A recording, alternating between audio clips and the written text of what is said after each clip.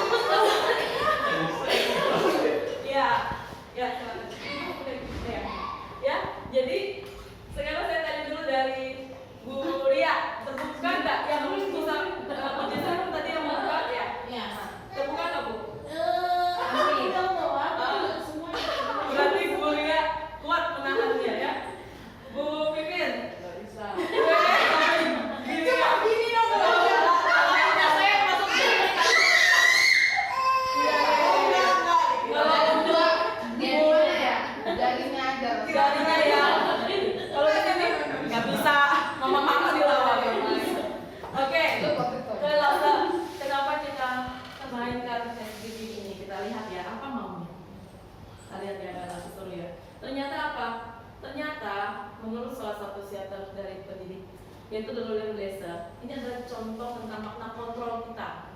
Nah, kita sebagai guru itu sering sekali membuat kontrol untuk murid.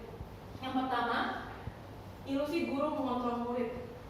Mau benar, mau salah, mau bagaimana, gurunya yang mengontrol. Jadi muridnya ikut aja apa kata guru. Yang kedua, ilusi bahwa semua penguatan positif efektif dan bermanfaat. Saat mereka melakukan sesuatu atau sesuatu yang mungkin kurang baik, kita memberikan dia penguatan positif bahwa ini benar loh. Jadi tetap gurunya yang mengontrol bahwa yang ini benar loh, yang ini kayak gini. Jadi akhirnya siswa hanya mengikuti lausenya. Kemudian ilusi bahwa kritik dan membuat orang merasa bersalah dapat menguatkan karakter. Ini juga kadang-kadang kita ada secara tidak sadar menggunakan itu untuk membuat murid kita itu merasa bersalah. Ini merasa bersalah dulu, kasih hukuman efek jerak kayak gitu ya. Kemudian ilusi bahwa orang dewasa memiliki hak untuk memaksa. Pokoknya begini dah, ikut aja. Nah ini ya, ini posisi namanya tadi yang kita permainkan itu adalah yang satu makanya maksa, tapi yang satu kuat gitu ya. Itu ini kita lihat apa maunya. Nah dalam budaya kita ya ada kata disiplin. Tapi selama ini disiplin yang kita pahami itu bermakna kepatuhan. Ya, seorang mendapatkan kepatuhan.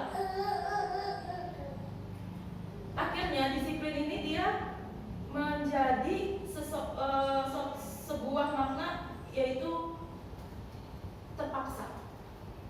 Jadi maknanya itu jadi seperti itu. Padahal menurut Ki Hajar Dewantara, ya silakan yang dibaca bahasa Jawanya, saya kira bisa. Indonesia aja. Merdeka itu artinya tidak hanya terlepas dari perintah, akan tetapi juga cakap buat memerintah diri sendiri. Nah ini apa ya maksudnya ya? Coba kita lihat.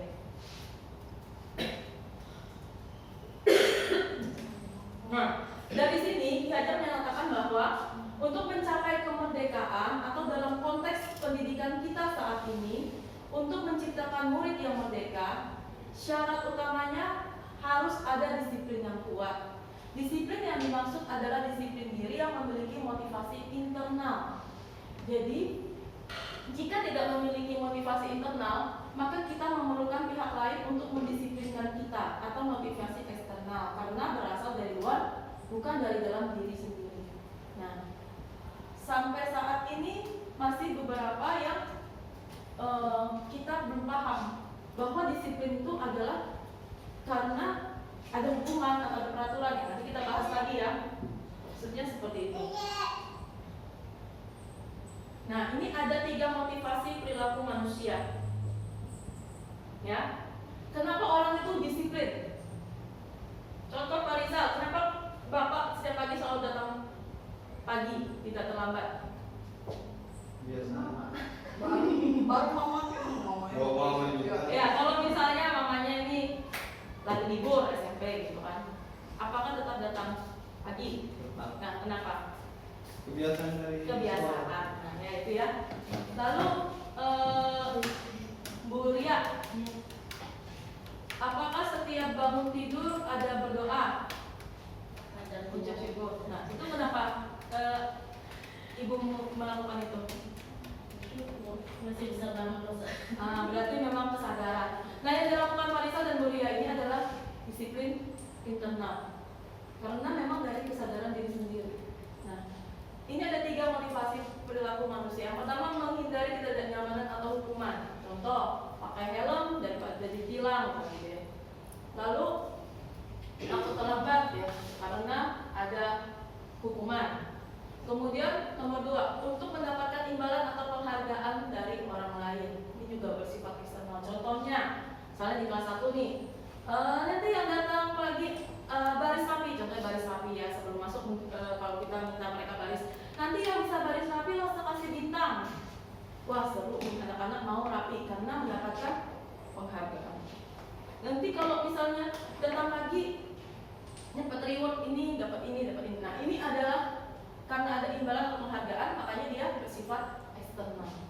Nah, yang ketiga adalah untuk menjadi orang yang mereka inginkan dan menghargai diri sendiri dengan nilai-nilai yang mereka percaya. Ini adalah motivasi yang membuat seseorang memiliki disiplin positif karena motivasi berperilakunya bersifat internal, bukan eksternal. Seperti yang tadi dikatakan Pak Rizal dan Bu Ria, bahwa mereka melakukan kegiatan itu karena memang itu sudah dari diri saya, orangnya disiplin dan orangnya tepat waktu, gambar diri gitu ya.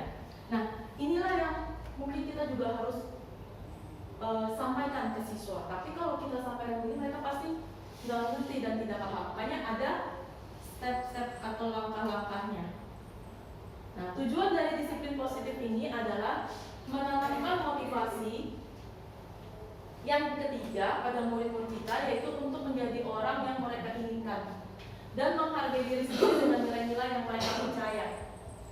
Ketika murid-murid kita memiliki motivasi tersebut, mereka memiliki motivasi intrinsik yang berdampak jangka panjang. Jadi mau ada hukuman nggak ada hukuman, mau ada reward nggak ada reward, mereka akan melakukan itu dan tetap melakukan itu. Contohnya Bu Ria, apakah dengan berdoa setiap pagi Bu Ria mengharapkan suatu imbalan? Atau saat tidak berdoa ada dapat hukuman nggak? Nggak ada kan? Ya. Tetapi tetap dilakukan karena itu berasal dari diri sendiri. Kemudian mereka motivasi yang tidak akan terpengaruh pada adanya hukuman atau hadiah. Mereka akan tetap berperilaku baik dan berlandaskan nilai-nilai kebajikan. Nanti ini kita bahas ya Bapak Ibu, apa sih nilai-nilai kebajikan itu? Karena mereka ingin menjadi orang yang menjunjung tinggi nilai-nilai yang mereka hargai atau mencapai satu tujuan mulia. Nah, nilai-nilai kebajikan, tujuan mulia ini mengacu pada apa? Pada nilai-nilai atau prinsip-prinsip mulia yang dianut seseorang. Kita namakan nilai-nilai tersebut sebagai kebajikan universal. Kebajikan universal berarti nilai-nilai kebajikan yang disepakati bersama tanpa memandang suku bangsa, agama, bahasa maupun latar belakangnya. Nilai-nilai ini merupakan payung besar dari sikap dan perilaku kita, atau nilai-nilai ini merupakan fondasi dari kita berperilaku. Dan nilai-nilai ini disepakati oleh semua orang. Ya, tidak melihat itu agama apa, suku bangsa apa, latar belakangnya bagaimana. Ini contoh nilai-nilai kebajikan. Ya, di sini ada peduli, rajin, integritas, rasa hormat. Sepakat bahwa ini adalah nilai-nilai kebajikan yang disepakati secara universal. Keterus-terangan, orang pasti tidak ada yang suka dengan yang tidak jujur ya. Keberanian, kebahagiaan, tanggung jawab, kebersihan, kesantunan, keadilan, pengabdian, komitmen, kreatif, baik hati, bijaksana, belas kasih, semangat, kesetiaan, bersyukur. Itu tadi nilai yang dipakai ya. Kemudian percaya diri, kedermawanan, berprinsip, toleransi, kejujuran, bersahaja, percaya, bertujuan, keteraturan, lurus hati dengan rasa, harga diri, kedamaian, ketegasan, gotong royong, rendah hati, keteguhan hati, pengertian. Maksudnya apa? Maksudnya saat dia melakukan satu peraturan, dia sadar bahwa dia melakukan satu dari nilai kebajikan ini. Ya tadi saya ambil contohnya Bu Ria tadi ya. Berarti nilai kebajikan universal yang dilakukan Bu Ria itu adalah apa? Contoh dari sini, bersyukur. Ya kan, mengapa harus bangun pagi berdoa? Anak-anak kenapa bangun pagi harus berdoa? Apakah kalau tidak berdoa nanti mama marah loh ya? Nah, atau dia tahu bahwa dia berdoa untuk memang harus bersyukur.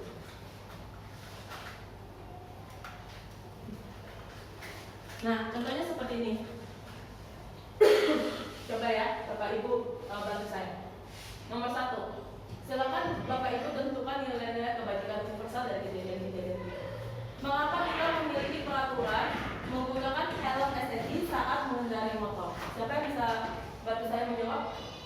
Nilai kebajikan universal apa yang ingin disampaikan? Mengapa kita memiliki peraturan menggunakan helm SNI saat mengendarai motor? Untuk menjaga keselamatan. Nah, ya berarti ini apa tadi? Keselamatan guru, ya kan? Kemudian yang kedua, pada saat pandemi COVID, mengapa kita menggunakan masker dan rutin mencuci tangan? Iya, itu berarti kita jaga apa yang dari diri kita? Iya. Hah? Kesehatan ya. Ya. Benar, Bapak Ibu. Jadi ini sudah ada gambaran ya bahwa kebajikan itu universal itu seperti apa ini. Jadi pada saat kita pakai helm bukan karena kita mau takut kena tilang atau kita takut melanggar peraturan, tetapi karena kita tahu dengan memakai helm kita menjaga keselamatan diri kita sendiri. Sama dengan seperti ini. Pada saat pandemi COVID kita menggunakan masker dan rutin mencuci tangan bukan karena takut dihukum. Kalau nggak pakai masker disuruh pulang, atau kalau nggak cuci tangan nanti dimarahin guru, tetapi kita tahu bahwa dengan melakukan ini kita menjaga kesehatan diri kita sendiri. Seperti itu ya Bapak Ibu. Nah, ini quiz time lagi sekarang. Jadi siapkan HP-nya dan silakan connect di wifi yang sudah ada semua ya. Step 3B. Berikut ini adalah lampiran materi yang saya sampaikan kepada Bapak dan Ibu rekan guru.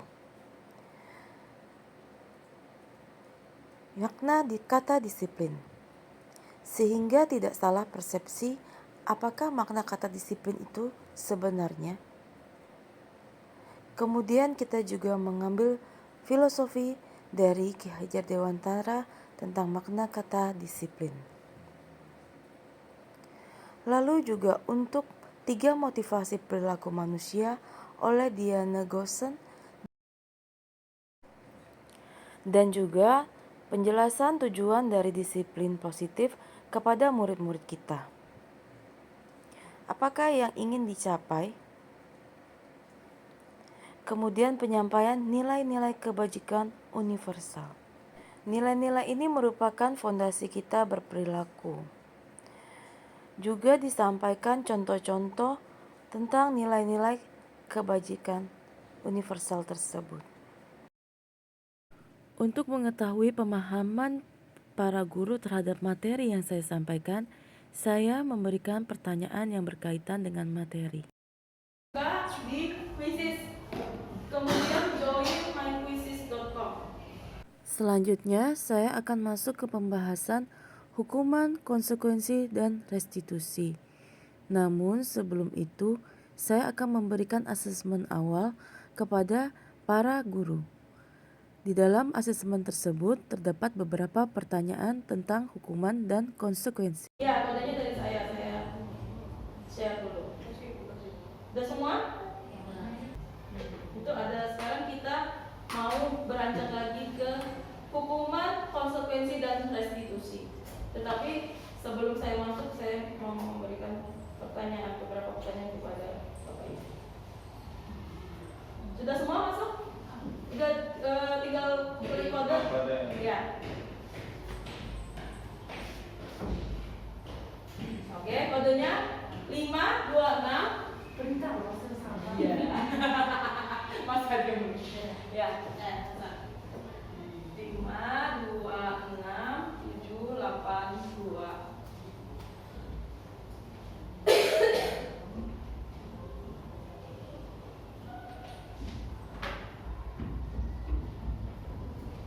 Belum ada yang sudah Masukkan nama nama orang aja ya, boleh panggilan, boleh. Ada Vivin, Rizal, sudah masuk duluan. Iya, Ana, Nelly, Bu Jesslyn sama Bu Suti. Kalau kesulitan bantuan Parisa, Bu Suti. Bu Ria sudah. Oh ya sudah. Maksud saya bisa masuk? HP-nya boleh masuk. Gak usah ya. Nanti HP dulu. Ganti apa ya? Pak Roni ya.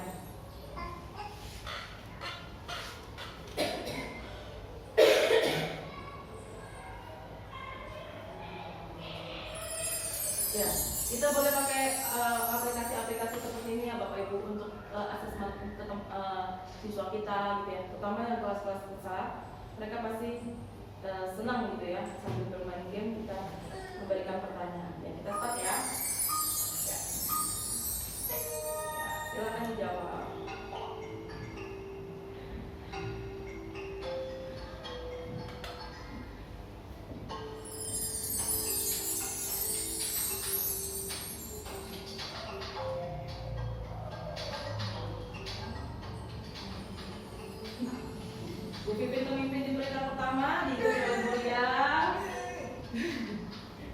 dari Pak Rizal, Pak Roni, Bu Suti,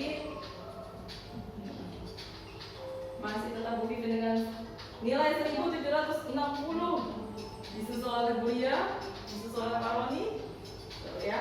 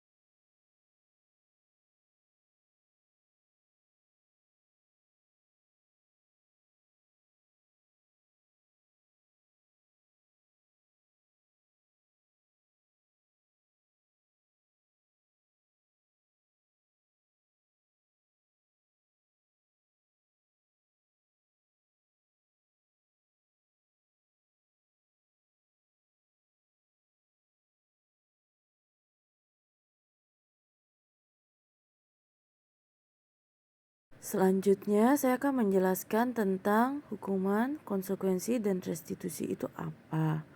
Lalu juga ada restitusi 5 posisi kontrol. Karena kita sebagai guru biasanya menggunakan 5 posisi kontrol untuk menghadapi murid-murid. Kemudian contoh-contoh pernyataan atau kalimat-kalimat yang menunjukkan posisi kontrol seorang guru kepada muridnya.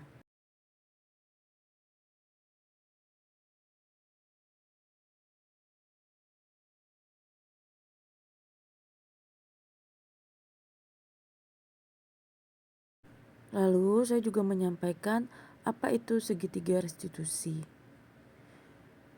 Bagaimana cara menanyakan jika kita mau menyampaikan segitiga restitusi untuk menyelesaikan sebuah permasalahan. Kemudian saya juga menyampaikan tentang kebutuhan dasar manusia dan dunia yang berkualitas. Saya membuat berinteraksi dengan Bapak Ibu Guru dengan memberikan contoh kasus. Selanjutnya Bapak Ibu Guru akan menempelkan post-it untuk menentukan kebutuhan yang dibutuhkan oleh tokoh dalam contoh kasus tersebut. Selanjutnya saya akan menyampaikan tentang dunia yang berkualitas. Terakhir saya akan menyampaikan tentang keyakinan kelas.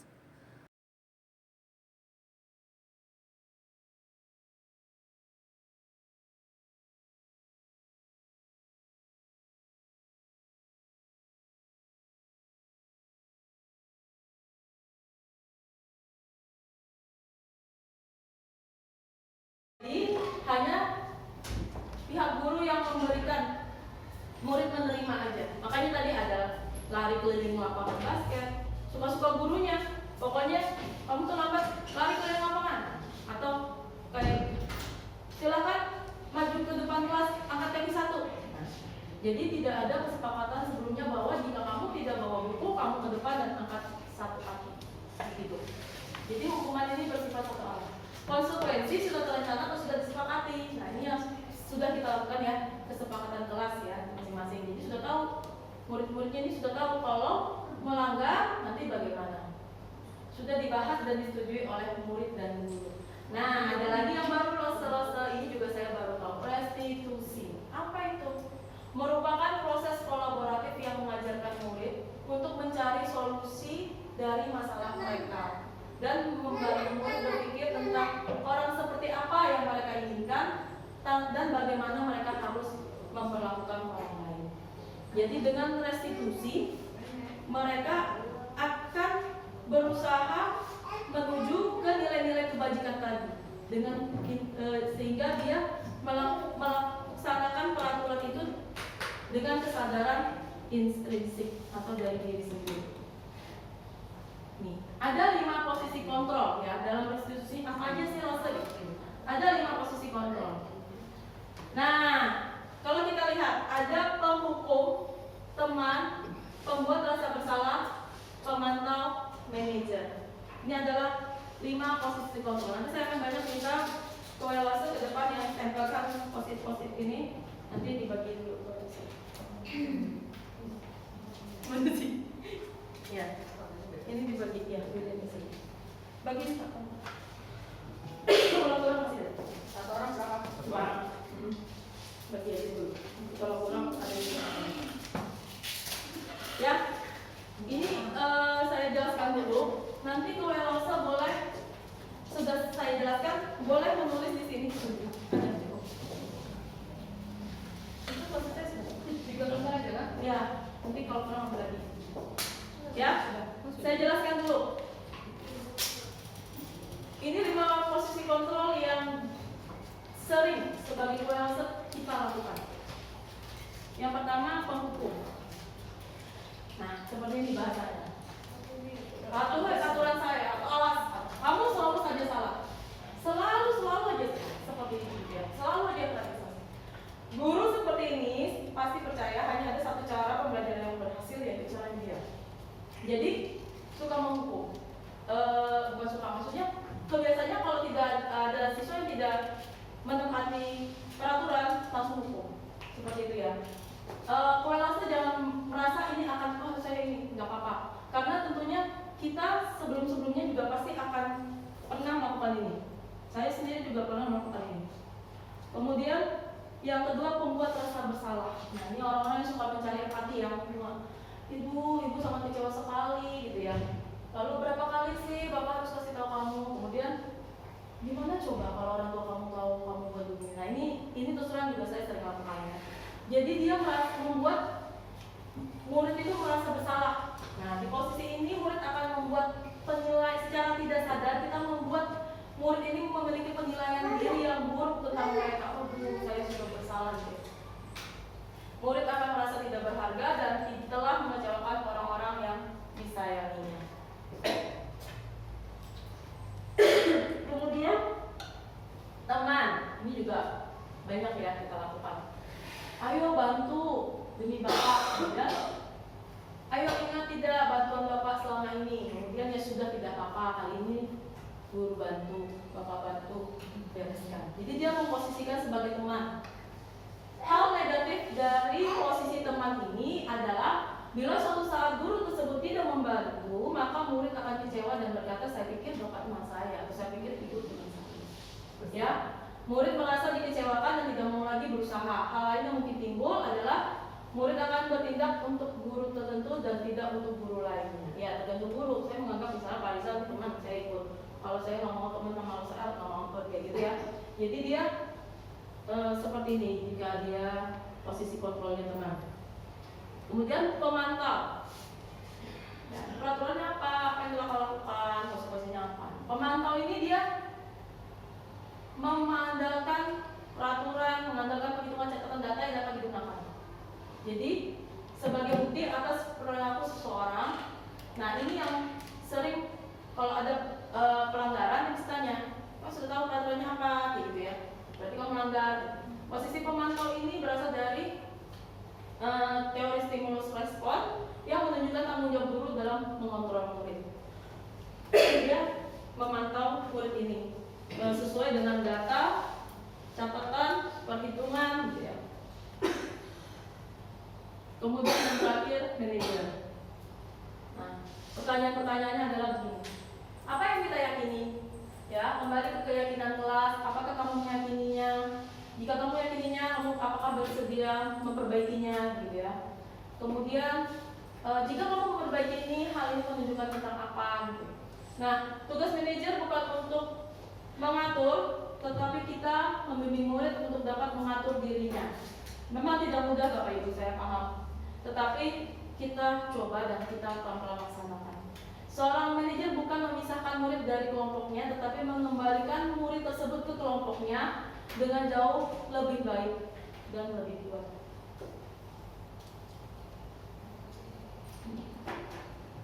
Oke, sebelum saya lanjut ke segitiga restitusi, silakan tuliskan posisi kontrol apa yang Bapak Ibu lakukan kepada siswa. Boleh lebih dari satu di post-it, nanti kita tempel dan kita baca bersama. Kita tidak usah tulis nama, posisi kontrolnya saja. Ya. Tadi ada Yang dilakukan sama siswa ya. ya, yang mau saya lakukan kepada siswa. Iya. Yang ya. Saya sebagai penghukum kah? Atau saya sebagai teman kah? Saya sebagai manajer kah? Saya sebagai pembuat merasa bersalah kah? Ya.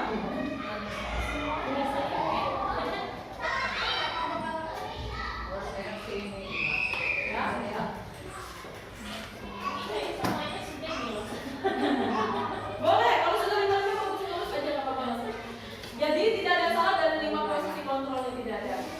Hanya nanti kita akan arahkan baiknya yang mana yang kita lakukan. Oke, silakan tempel di depan kalau saya sudah.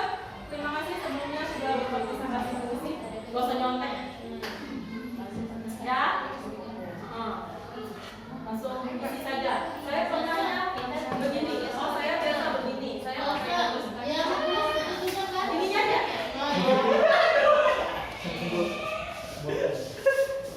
Ya. Dua medali sih.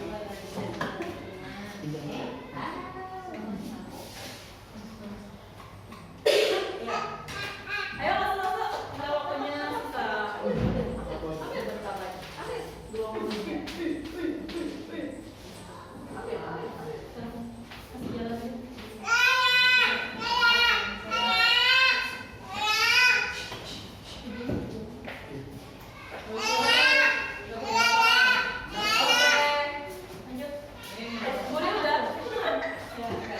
Nggak boleh ngomong kan Rasa?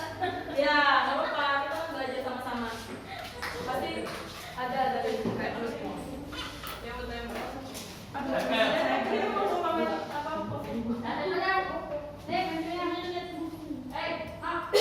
Bocah. Tulis dulu. Siap. Tulis dulu baru baca. Tulis dulu. Kebalik mas. Lagi di atas ini. Tulis dulu. Tulis dulu. Tulis ini. Tulis. Ya tadi lepas siapa punya? Udah kamu. Saya tulis dulu. Oke, kita lihat ya. Kita. Ya. Ya. Tulis.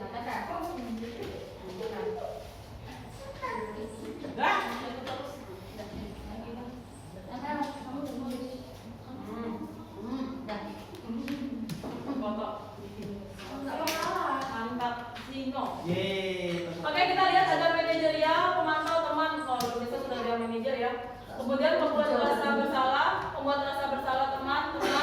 Ini teman 100%. Kemudian membuat rasa bersalah teman. Ini semua ada 5-5-nya, menghukum teman, manajer, membuat rasa bersalah teman.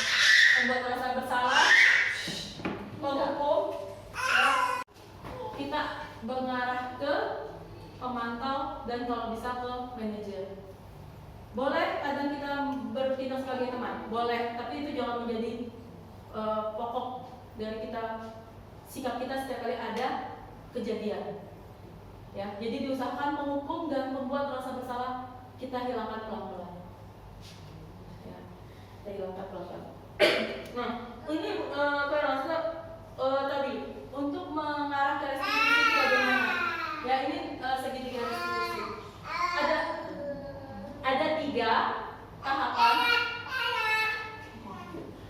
Ada 3 tahapan. Yang pertama validasi tindakan, kemudian yang pertama menstabilkan identitas dulu. Nih ya, saya sini saja. Yang pertama menstabilkan identitas. Kemudian validasi tindakan dan menanyakan keyakinan. Nah, menstabilkan identitas itu seperti ini.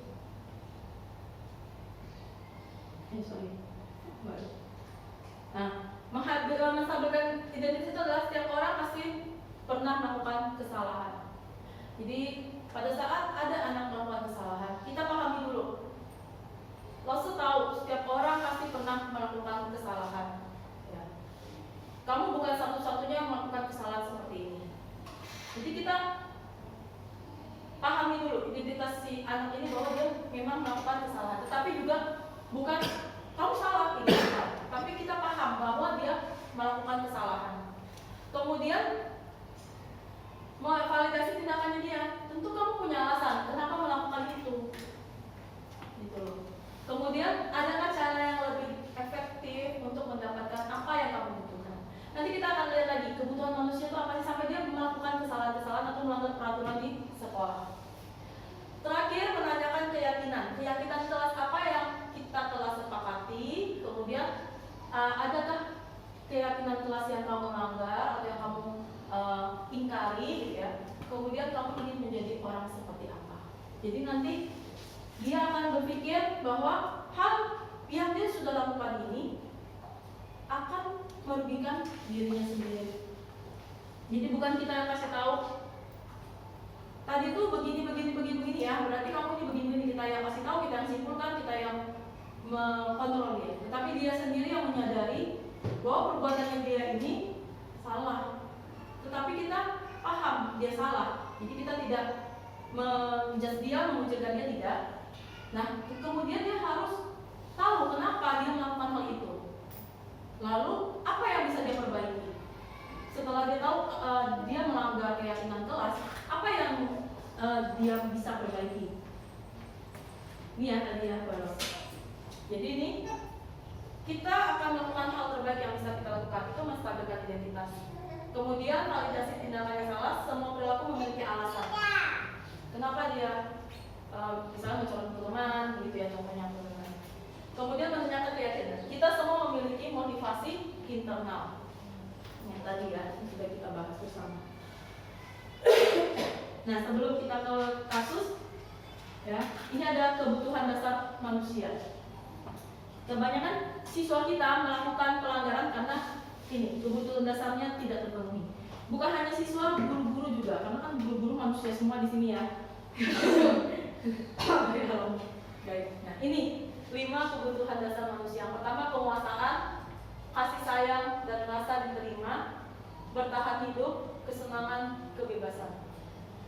Saat kebutuhan bertahan hidupnya ditahan, apa yang terjadi?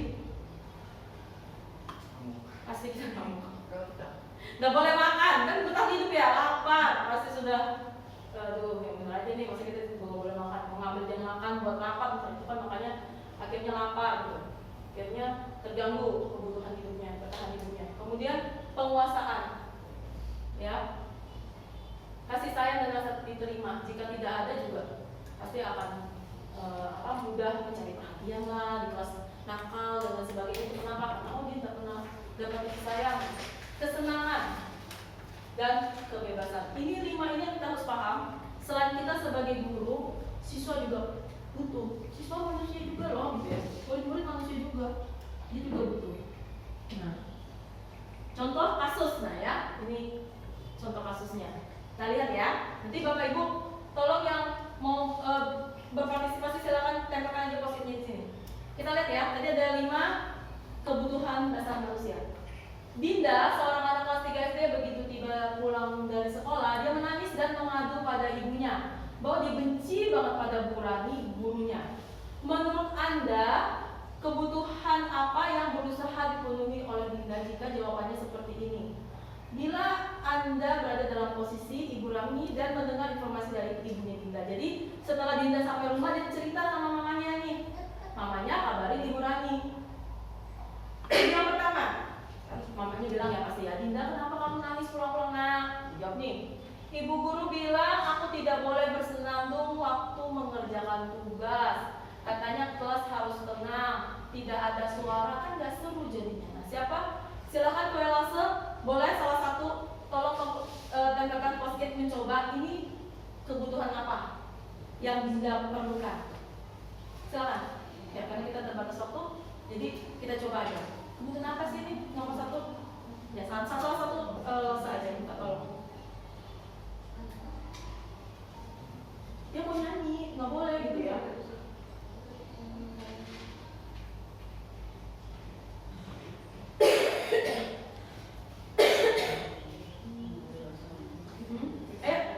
Langsung aja.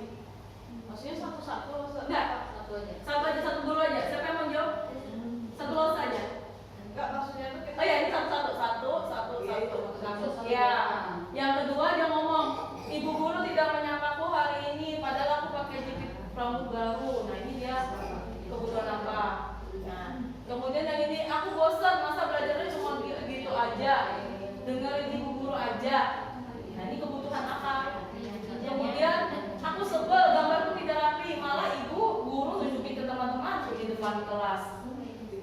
Nah, ada tadi 5 ya, bertahan hidup, apa tadi? Kesenangan, kebebasan, kemudian penguasaan, ya kan? Kemudian apa lagi? Kasih sayang dan rasa diterima. Nah, ini yang mana nih? Ini satu, tidak ada yang sama. Ya, silakan ditempel. Nah, ya silakan. Oh, ini ada 4. Ya, boleh. Kalau yang lain boleh berpendapat, kita berpendapat. Iya. Menyebutkan warna kuning terang sama mereka ya diskusi.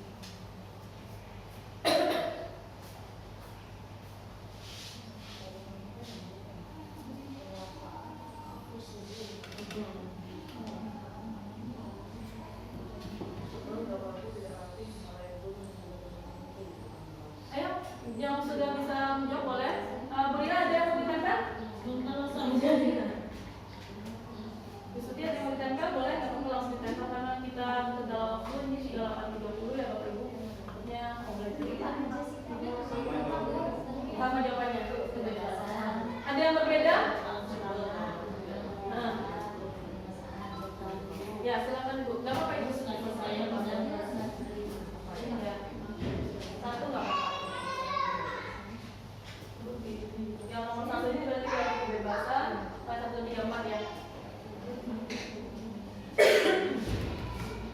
Kalau dari jawaban yang Bu Pipin sudah jawab, yang ibu guru bilang tidak boleh bersandung ini adalah kebebasan. Nah, kemudian ibu guru tidak menyapa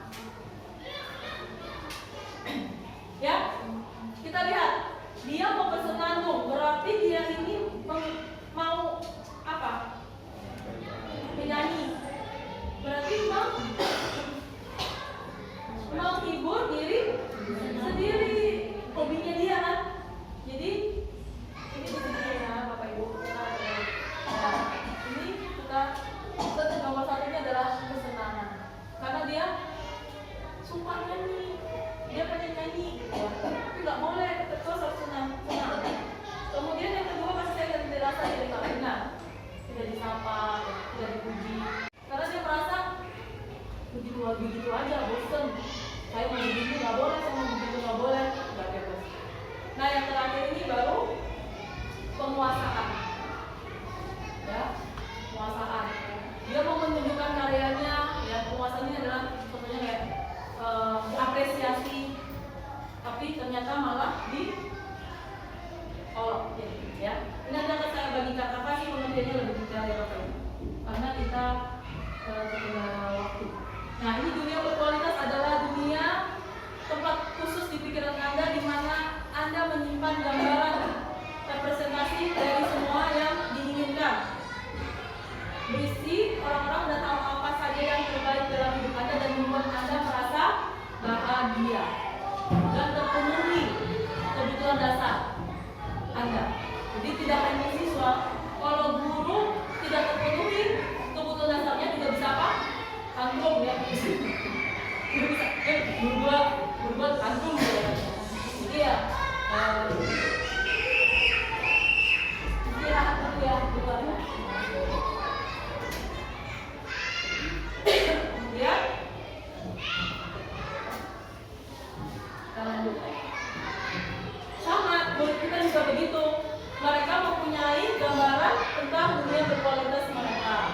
Nah, sebagai guru kita ingin agar mereka melakukan hal-hal yang memasukkan bermakna dan dengan nilai-nilai kebajikan ya dalam dunia berkualitas mereka. Makanya jika guru dapat membangun interaksi dan memberdayakan dan memerdekakan murid, maka murid akan meletakkan dirinya sendiri sebagai individu yang positif dalam dunia berkualitas karena mereka menghargai nilai-nilai kebajikan. Nah ini terakhir ya Bapak Ibu, keyakinan kelas. Selama ini kita pahamnya adalah kesepakatan kelas. Apa bedanya kesepakatan kelas dengan keyakinan kelas? Ya. Keyakinan kelas ini adalah bersifat lebih abstrak daripada peraturan yang lebih rinci dan konkret. Keyakinan kelas berupa pernyataan universal. Keyakinan kelas dibuat dalam bentuk positif, jadi tidak ada dalam bentuk negatif. Ya, karena tidak boleh makan kelas itu negatif. Kalau keyakinan kelas nggak begitu kita nanti ada contohnya. Kemudian keyakinan kelas hendaknya tidak terlalu banyak supaya murid mudah ingat dan dipahami. Lalu keyakinan kelas sesuatu yang dapat diterapkan di lingkungan tersebut. Jadi sesuai dengan kelasnya. Jangan sampai keyakinan kelas 1 itu dibuatnya standar keyakinan kelas 6. Nah, itu dia pasti tidak bisa mengikuti. Semua warga kelas berkontribusi dalam pembuatan keyakinan kelas lewat kegiatan curah pendapat. Nah, lalu bersedia meninjau kembali. Jadi selalu ditinjau keyakinan kelas ini dari waktu ke waktu. Jadi bukan hanya dibuat di awal pelajaran kemudian dipakai sampai akhir, tetapi kita meninjau kembali keyakinan kelas tersebut. Nah ini prosedur pembentukan keyakinan kelas ya. Ini nanti pasti akan saya bagikan Bapak Ibu, saya jelaskan sedikit aja. Yang pertama kita meminta murid-murid kelas untuk mencurahkan pendapat tentang peraturan yang perlu disepakati dulu di kelas. Jadi kan bisa dibilang nggak boleh ribut, gitu kan, nggak boleh teriak-teriak. Nah, masih mereka berpendapat. Nggak apa-apa kita list. Kemudian mencatat masukan-masukan tersebut. Setelah itu susunlah. Nah ini yang kita tidak nomor 3 ini yang paling penting di keyakinan kelas. Susunlah keyakinan kelas sesuai prosedur pembentukan keyakinan. Gantilah kalimat dalam bentuk negatif menjadi positif. Contoh kalimat negatif, jangan berlari di kelas atau koridor. Kalimat positifnya, berjalanlah di kelas atau koridor. Seperti itu. Kemudian ini yang keempat, tinjau kembali daftarnya yang sudah dicatat. Mungkin ada yang masih banyak berupa peraturan-peraturan. Masih ada nih yang berupa peraturan. Kita harus menemukan nilai kebajikannya. Contoh, berjalan di kelas, dengarkan guru, datanglah tepat waktu. Jika tidak boleh terlambat, itu diganti dengan datanglah tepat waktu. Ya, berada di bawah payung yang sama, yaitu keyakinan kelas untuk saling menghormati atau nilai kebajikan hormat. Lalu keyakinan inilah yang dimasukkan dalam daftar untuk disepakati. Ya. Jadi mereka paham bahwa dengan berjalan di kelas, dengan guru datang tepat waktu, mereka menjalankan nilai kebajikan hormat, saling menghormati. Kemudian yang terakhir, yang kelima, tinjau ulang bersama-sama. Ya. Nah, setelah beberapa peraturan disatukan, pasti akan menjadi bukti kenyataan keyakinan akan berkurang. Sebaliknya, keyakinan kelas tidak terlalu banyak, berkisar 3 sampai 7 prinsip. Apabila terlalu banyak, maka warga kelas akan sulit mengingatnya dan sulit menjalannya. Kemudian, keyakinan kelas selesai dibuat, warga kelas dipersilakan meninjau ulang dan menyetujui menandatangani keyakinan kelas tersebut. Jadi semuanya sepakat sama-sama, termasuk guru dan semua murid.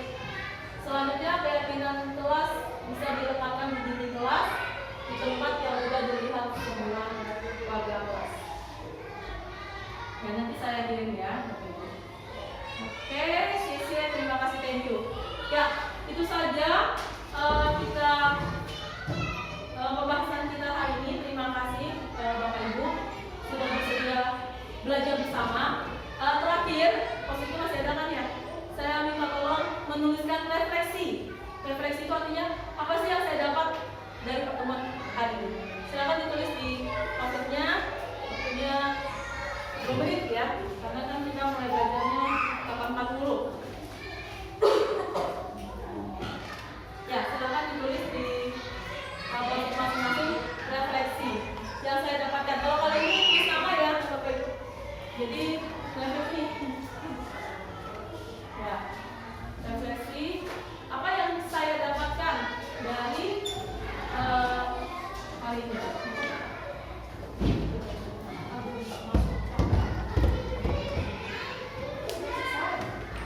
Iya. Oh, iya.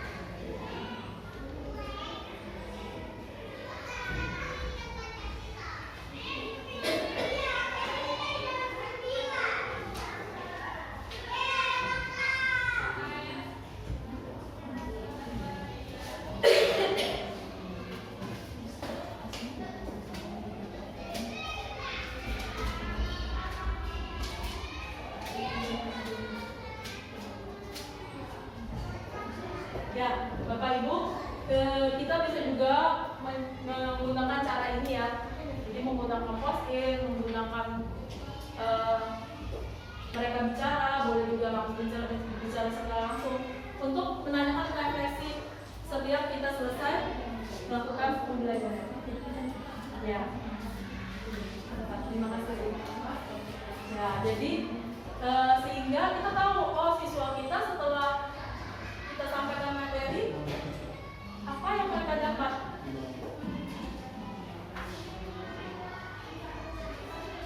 Gak apa-apa sih Bu.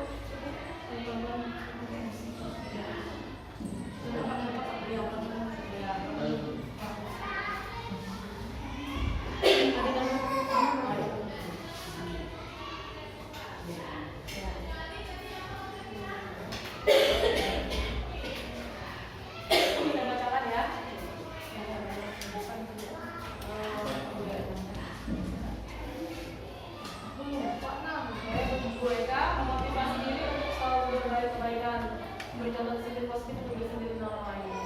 Kemudian disuruh memotivasi kembali untuk mencintai diri dan memiliki hidup. Kemudian harmoni, ilmu yang bermanfaat, motivasi dalam hidup. Oke, selanjutnya, ya, tidak usah terlalu lagi. Apa sih, Nok?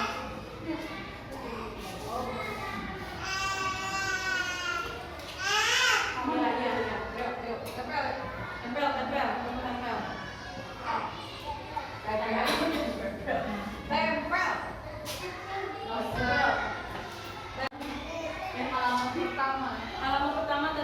nilai-nilai kebajikan universal.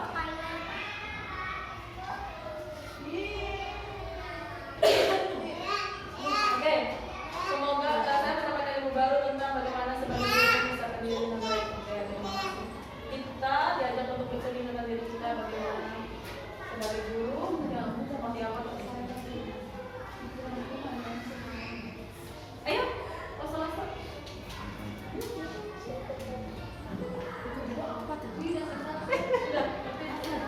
Iya, silakan.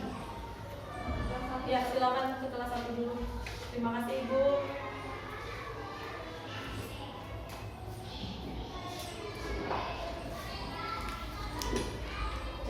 Silakan masuk. Ini langsung. Nah, Pikiran dulu ya. nggak apa-apa lu setahu kita. Enggak, soalnya itu saya mendengarkan apa yang langsung ngomong, setelah itu banyak tanya aku soalnya banyak masalah keluar jadi saya nggak tahu di sini kayak gitu Nggak apa-apa. Yang bisa yang bisa ditangkap. Satu paragraf nih. Iya, ada bisa ya. Saya mendapatkan ilmu baru tentang matematika, semoga bermanfaat buat kita.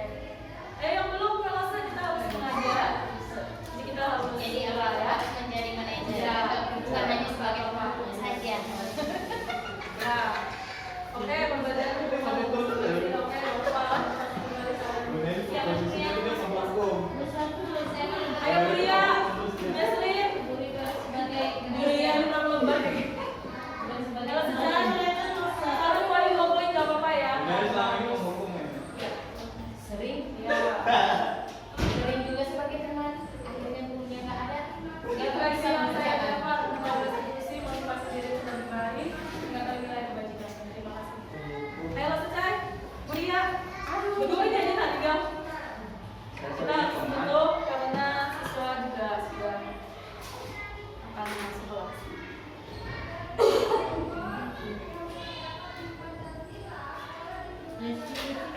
Iya.